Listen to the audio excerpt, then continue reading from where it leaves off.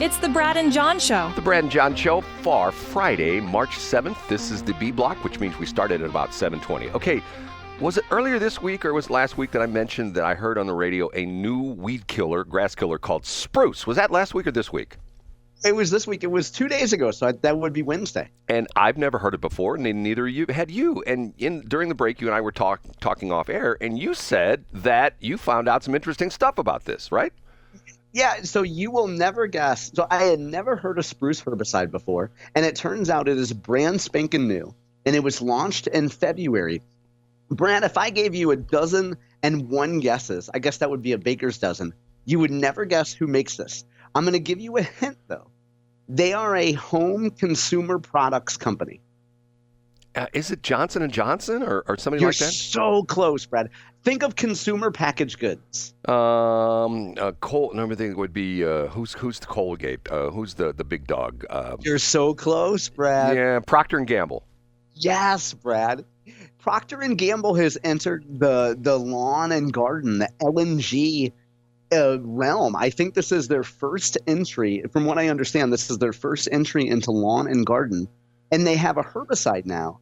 And Brad, did you say you've seen print or TV or heard radio ads? No, I heard a radio. I heard a couple of radio ads for it. And I thought and the interesting thing was, see, maybe this is because I'm getting old, or maybe I am old, and my ears aren't what they used to be. But I am a big fan of spelling things, and to the point where there are some times when it still cracks me up that somebody says, "Hey, just go to our website. Our website is .com."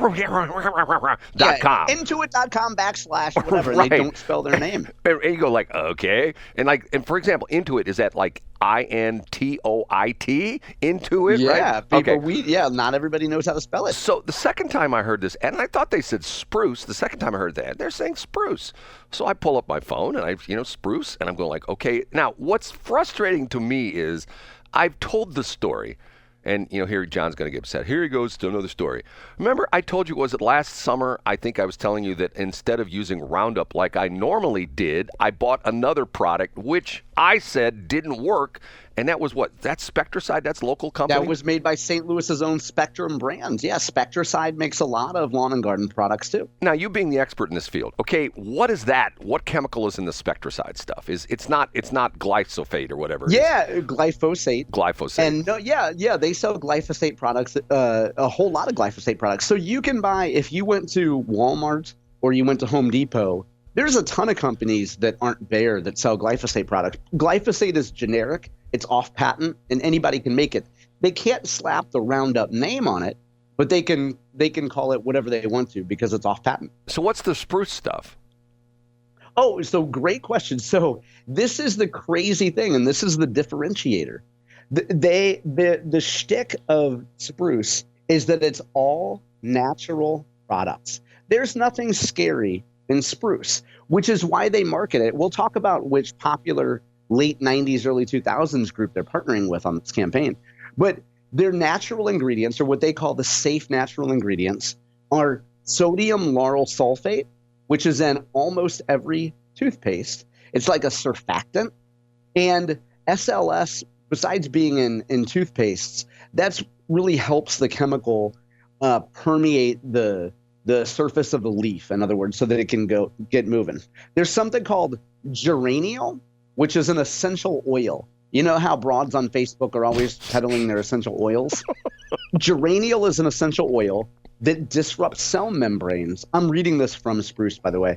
And then a thing called hornment oil, which is an essential oil that dehydrates and kills weeds. And their marketing gimmick, which they say on their website they launched during the, quote, big game, the Super Bowl in February, is that it's pet friendly. If you read your herbicide labels, which, by the way, nobody except for John Combest and Brad Hildebrand do, if you actually read your herbicide label, you would see that when you spray your weed and feed or even your Roundup or other things like that, you're not supposed to let your pets out for whether it's 12, 24, 36 hours, whatever. You don't want pets licking and rolling around in most of this stuff. But this is so pet friendly, Brad, that you can just spray it out there and let Fido and Spot and Bob Barker run out there and roll around in it, and it's completely safe. So So, do you think this is going to take off? Do you think they're going to like put a dent in the Monsanto Roundup products? Because if you go to any home and garden store or any the big boxes, place like that, you've got like racks of Monsanto stuff. You've got I shouldn't say because now it's Bayer, but it's the Roundup stuff, and they've got this. And quite honestly, I buy it, but I don't know if it's the way I mix. I buy the concentrate, and I don't know if it's the way I mix it, but it just doesn't seem to be as effective as it once was. Is there a possibility they could be, rolling back some of the active ingredients or something like that? No, I don't think so. I think that it sounds arrogant for me to say that I think I would know if they do that. I don't work for the company anymore, so I don't know. But no, I think that a lot of herbicide application has to do with time of day that you spray. And I know that you've been doing this for decades, Brad, so you're pretty good about this, but you want to get full coverage. Before I forget, let's get back to Spruce. They are partnering with the Baja Men, who around 99, 2000 came out with the ever-present song, Who Let the Dogs Out? No kidding. So they're partnering with the Baja Men on that. And then they're also partnering, which I thought was brilliant, with some sort of do-gooder dog campaign, like dog health or something like that, to get a little bit of PR attention. And to answer your original question of what the sales implication would be, if you look at the TAM, which is a total addressable market for backyard and lawn and garden herbicides, it's in the billions. I mean, and we're not just talking globally. We're talking in the United States, it's at least in the three-digit millions, I would say, if not a billion. And I think you only need a sliver of that. I guess if you're at P&G, and from what I read, this is a brand new division of P&G, so kind of like you could think of it as almost an experimental division. I imagine these folks are given a lot of free rein. If you get enough marketing money and you go to people and you say, you don't want to spray all that scary stuff in your lawn, spray this. Now, Brad, what you will be uniquely interested in, and I think a lot of our listeners will too, what's important is you can't take your spruce out there and treat it like it's a weed and feed product and spray it on your grass, because it is a good old-fashioned non-selective herbicide, which means it kills anything you spray it on. Right. So don't go out and spray it in your grass, or else it'll kill your grass. But you want to spray spruce on your driveway weeds that are poking up. You want to spray it on your sidewalks. If you're at a playground, you got a little playground out back, you want to spray it on that nasty horse weed that's growing out there. So it's a non-selective. Well, but it is selective in the respect, because I have the same problem with Roundup, is that will not kill poison ivy, will not kill what's the stuff that I hate that grows on the interstate all the time, that's like taken over the St. Louis area. It's all up and down the interstates now. Is it honeysuckle? Not honeysuckle. Yeah. Is it honeysuckle? Yeah, honeysuckle. Yeah, okay. Honeysuckle, yeah. Roundup. And so, not to interrupt, Brad, but so you're right. In theory, the name of the herbicide is called a non-selective.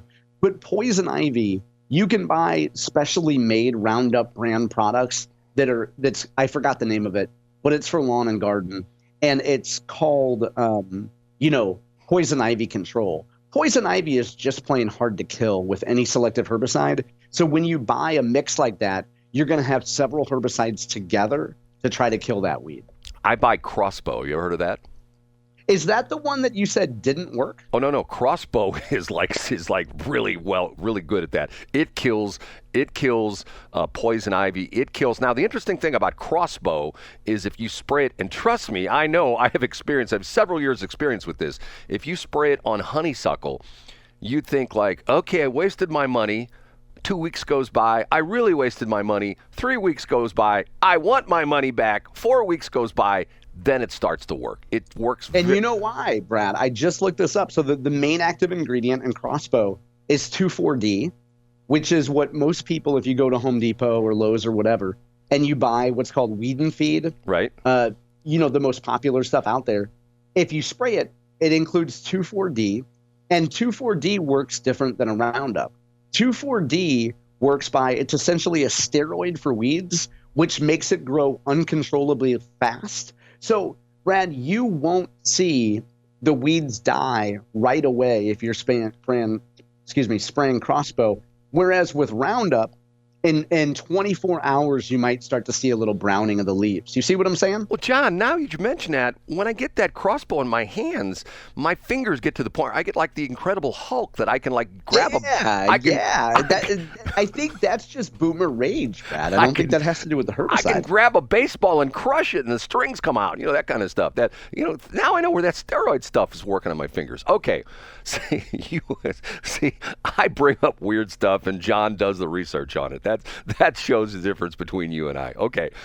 Can I tell a story that I've never told before, John? Because it happened yesterday. Oh, you know what? Whoa. I forgot to do this. Okay, hold on. I gotta do this. Okay, here we go. John, are you ready for this? I'm ready. What would John do? What would John do? What would John do? What would John do? What would John do? This is the WWJD segment of the show. This is What Would John Do? Okay. I can't wait, Brad. I'm so excited for this. I'm selling something on Facebook Marketplace, okay?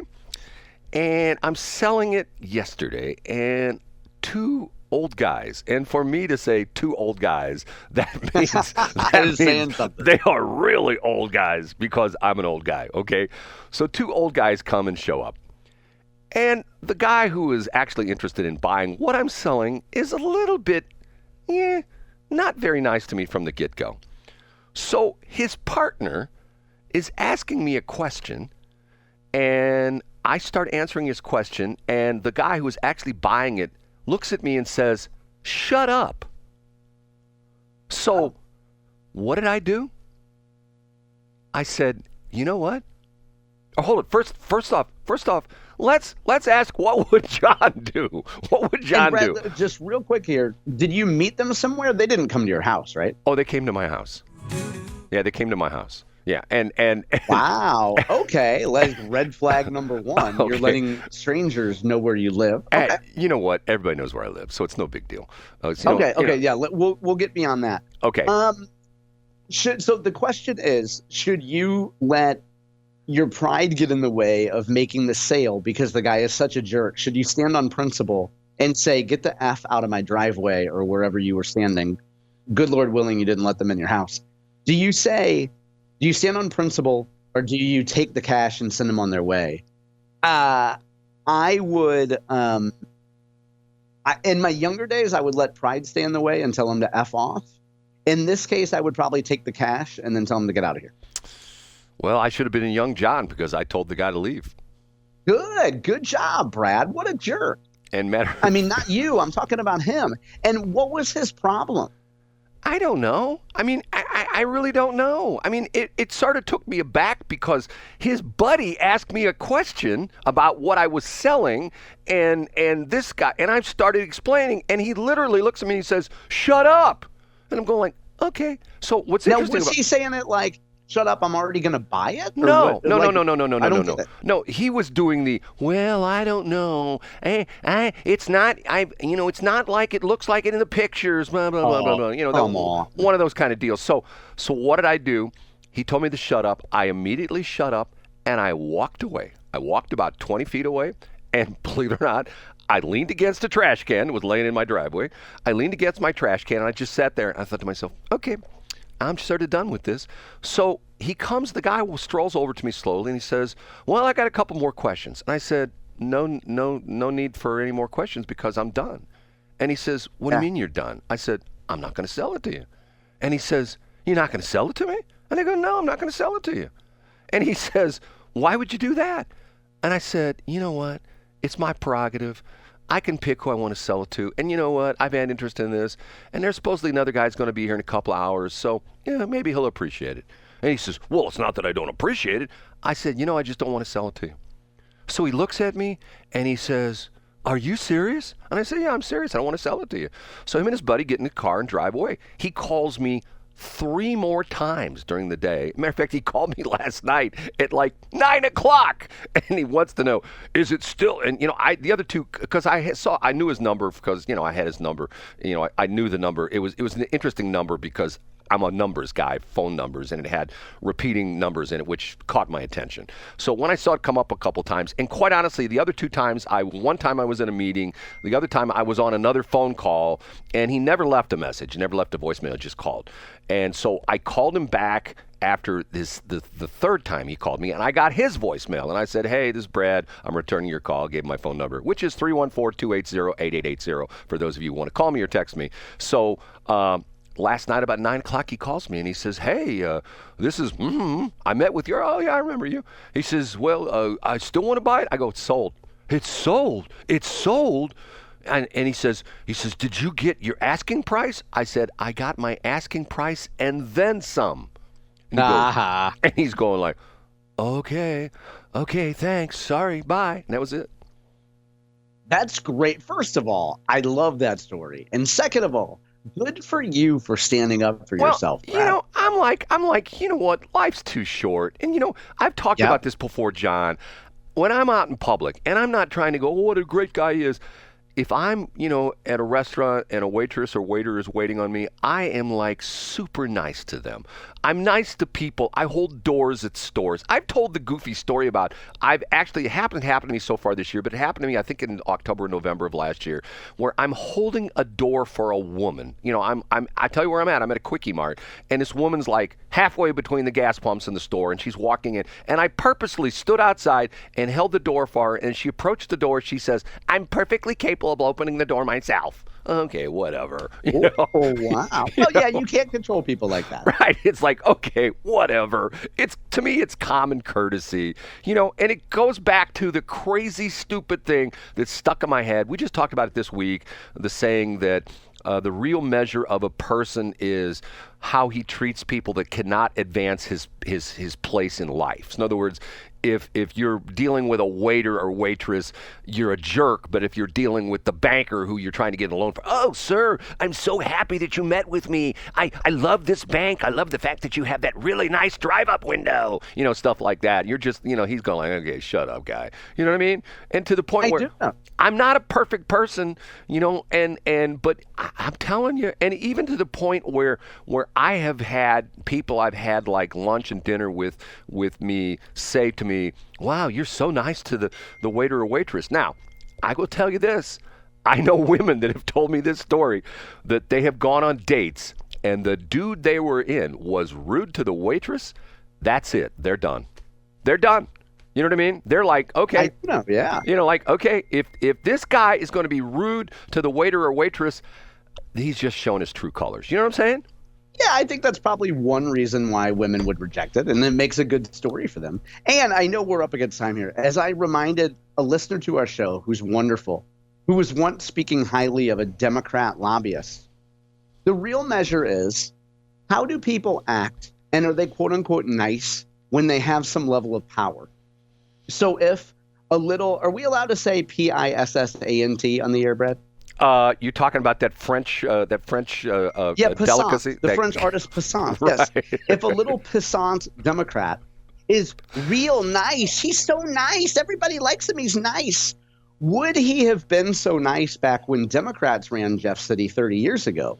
Or is he, quote, real nice because his little Pissant nonprofit wants a bunch of money from Republicans and you happen to be a powerful Republican in Jefferson City? How would that little Pissant act if his team was in charge? I bet he wouldn't be so, it's so great to be bipartisan. Hey, let's go back to the prior election. The rumor was that Kamala Harris was very nasty to her people and very nasty to people in general off camera. And the truth is, and a lot of people said this, that Trump is just the opposite. That Trump is like so cordial to people and shake hands and talk to them. And if the one thing I've heard time and time again from people who have actually met Trump is they say, oh my God, when you meet him in person, he's just so nice, and he's so interested, and he's asking you questions, and he's like, you're the most important person in the world. Whereas opposed to, what was the story with Kamala, that she turned over her staff 4 or 5 times when she was during her vice presidency, that nobody could stand to deal with her. You know what I'm saying? Yeah, and she turned him over to put him on her lap and spank him. That's how she turned him over, Brad. No, it's not how she did it. Okay, way behind.